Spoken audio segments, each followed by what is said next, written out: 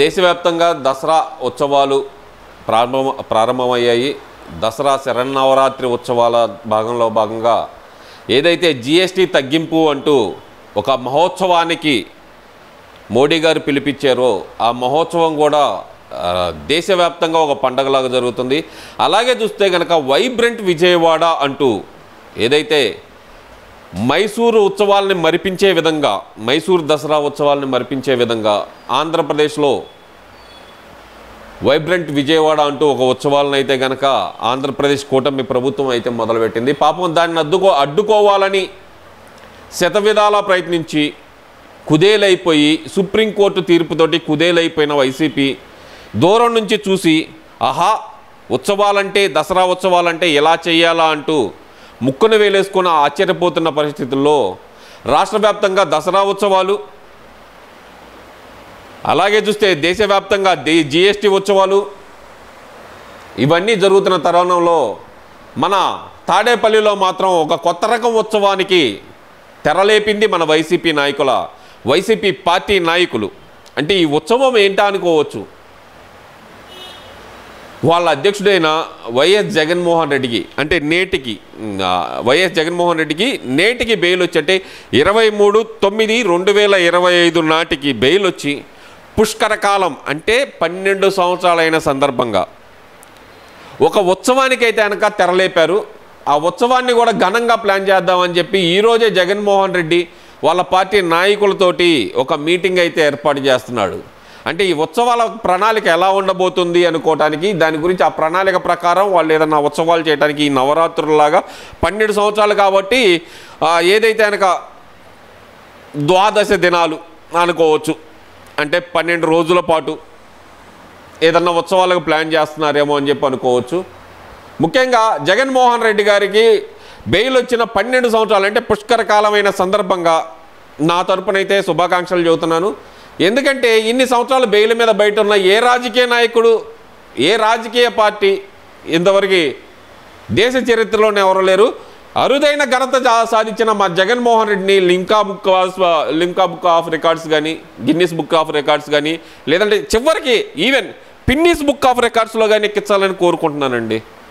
అసలు ఏం దొరకకపోతే ఒక పిన్నిస్ బుక్ ఆఫ్ రికార్డ్స్లో అయినా సరే ఎక్కించి జగన్మోహన్ రెడ్డి గారి చరిత్రని భావితరాలు గుర్తుంచుకునే విధంగా 11 ఈడీ సిబిఐ కేసుల్లో బెయిల్ మీద 12 సంవత్సరాల పాటు బయటున్నాడు జగన్మోహన్ రెడ్డి అంటూ ఈ ఉత్సవాలని ఒక పిన్నిస్ బుక్ ఆఫ్ రికార్డ్స్గా చేసి దేశవ్యాప్తంగా అంటే అసలు తెలంగాణలోనే ఎత్తిపోయింది పార్టీ, ఆంధ్రప్రదేశ్లోనే ఎత్తిపోయేటటువంటి పార్టీ. వాళ్ళ దేశం అంటే ఆ Tadepalli palace, Bengaluru palace, Yelahanka palace, లేదంటే కనుక మన పులివెందల ప్యాలెస్, ఈ మూడు వాళ్ళకి 3 దేశాల్లో కనిపిస్తే కనుక 3 దేశాల్లో అయినా సరే ఉత్సవాలు జరపాలని చెప్పి మనస్ఫూర్తిగా అయితే కోరుకుంటున్నానండి. ఏమన్నా సరే మన వైసీపీ నాయకులకి కొంచెం కాకపోతే కొంచెమైనా క్షమించాలి, కొంచెం కాకపోతే కొంచెమైనా సరే సిగ్గు ఇంగిత జ్ఞానం అనేది ఉంటే గనక పక్కనాల గురించి మనం మాట్లాడేటప్పుడు పద్ధతిగా మాట్లాడతాం.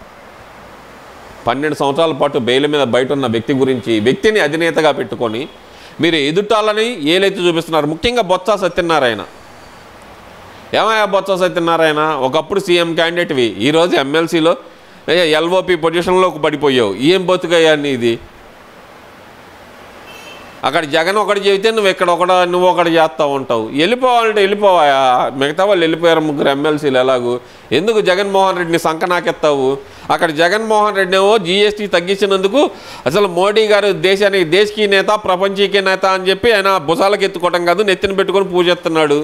నువ్వేమో దాని మీద అసలు మేము ఒప్పుకోం, జీఎస్టీని తగ్గించడం వల్ల ఉపయోగం ఏముందని చెప్పి నువ్వు మాట్లాడతావు. మీ ఇద్దరి మధ్య సమన్వయ లోపం అంటే కనుక ఎలా చూడాలబ్బా?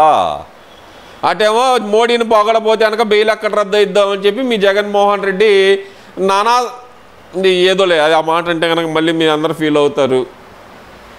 అసలుకే పుష్కరకాలం ఉత్సవాలు దగ్గర పడుతున్న తరుణంలో నువ్వేమో జగన్మోహన్ రెడ్డికి వెన్నుపోటు పడవటం ఏమన్నా బాగుందా బొత్స? అందులో పుష్కరకాలం అబ్బా, ఏ రాజకీయ నాయకుడికి సాధ్యం కాదు ఇది. బెయిల్ మీద 12 సంవత్సరాలు బయట ఉంటామంటే కనుక అందున ఈ టైంలో జగన్మోహన్ రెడ్డికి అసలు సిసలైన పోటు దగ్గరలో పడిందండి. ఏదైతే లిక్కర్ స్కామ్ అంటూ ఒక చాట తీగ పట్టుకొని లాగితే 5 రాష్ట్రాల్లో కదిలిందండి. ఆ తీగ 5 రాష్ట్రాల్లో కూడా 40 షెల్ కంపెనీలు, ఒక రూమ్ అడ్రస్ తోటి 18 కంపెనీలు అంటండి. అరే బాబు, నిన్నగాక మొన్న చూసాం, తిరుపతిలో ఒక ఇంటికి వచ్చారంట. ఎవరు?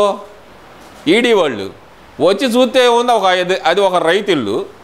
అందులో ఒక ట్రాన్స్పోర్ట్ ఆఫీస్ పెట్టారు, ఆ రైతునే అందులో ఎండీగా పెట్టారు. ఆ రైతేమో లబ్బును బతుకున్నాడు. అయ్యా నేను పుట్టిన కాంచి ఇక్కడే బతుకుతున్నాను అయ్యా, ఏందయ్యా నా బతుకెట్ట చేశారని. ఇక ఎంతకాలం జగన్మోహన్ రెడ్డి ఇవన్నీ వెనకమాల పడి తరుగుతున్న తరుణంలో ఈ 12 సంవత్సరాల రికార్డు ఇది దాటితే కనుక నేనేమన్నా బయటకు వస్తానేమో అనుకుంటున్న తరుణంలో ఇది కూడా బయటకు వచ్చే అవకాశం లేక ఈ లిక్కర్ స్కామ్లో బయటికి రాలేనిక పూర్తిగా మునిగిపోతున్నాను అనుకునే తరుణంలో ఉపశమనంగా ఈ పుష్కర కాలం అవకాశం వచ్చింది. కాబట్టి జగన్మోహన్ రెడ్డి రాష్ట్ర ప్రజలకి ఏదైనా కృతజ్ఞతాపూర్వంగా ఏదైనా చెయ్యాలి అనుకుంటే గనక ప్రజలందరికీ మోకాళ్ళ మీద వంగి సాష్టాంగ నమస్కారపడి నన్ను క్షమించండి, ఇక జీవితంలో బయటకు రాను అని చెప్పి లోపలికి వెళ్ళటం తప్పితే ఆంధ్రప్రదేశ్ ప్రజలకు చేసే మంచి ఏమీ లేదండి జగన్మోహన్ రెడ్డి.